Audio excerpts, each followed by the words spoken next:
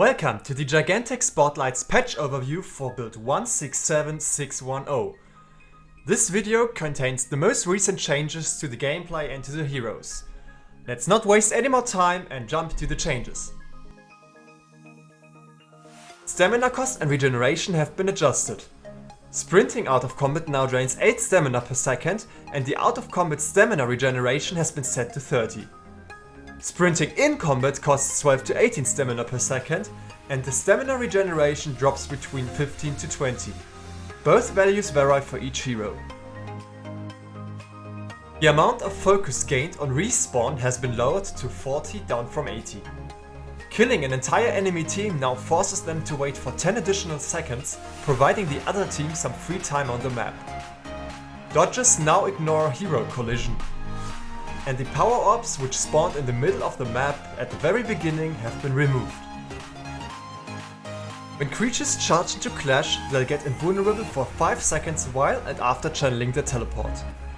As soon as creatures return to their summoning circle, they receive a 500 HP shield, allowing some counterplay to backcappers. On summoning creatures, young ones start with 40% of their HP up from 33, and adult creatures start with 33% of their HP up from 20. The adult Cerberus vision range has been slightly increased and the max HP has been set from 6000 to 6750. Yeti Cyclopses now have an additional 1000 health. Fire Drakes now only cost 2 focus. Their siege skill now deals 175 damage instead of 100, but their health has been lowered to 7000 down from 8000. You can now steal 20% more power from a Guardian on Rampage. The Naga has received a new awesome look which has been teased in the Halloween video a few weeks ago. A link to the video will be available in the video description. In addition, Naga learned some cool new and powerful attacks. And one last announcement before we jump into the hero changes. It seems like after a long time of being reworked, Mistforge may finally make its return. Griselda's Q now creates traps by default which push enemies away and summon your farthest pet. You can hit Q again to trigger the trap early. The new upgrades allow her to lower her R&B cooldown if no pet is available to relocate, to place up to 3 traps, or to deal 5 times the damage in a larger area. Her E duration has been increased by 1 second.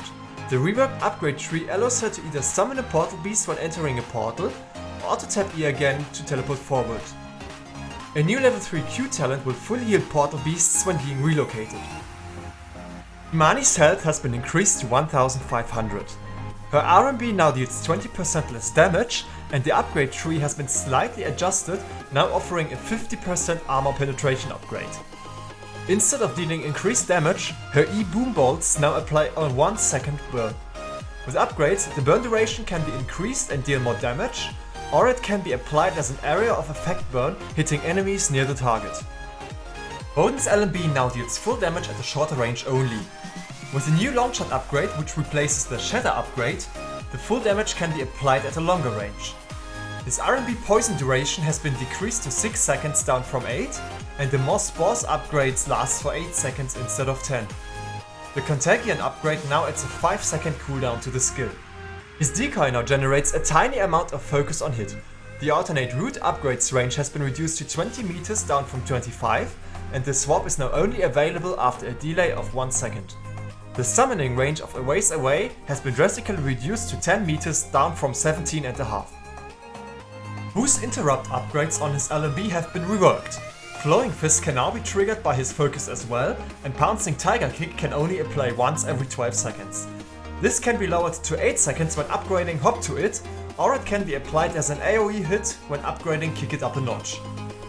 The weakness on Wu's Q upgrade Intercepting Fist has been decreased to 25% from 50%, but now applies for 5 seconds instead of 3.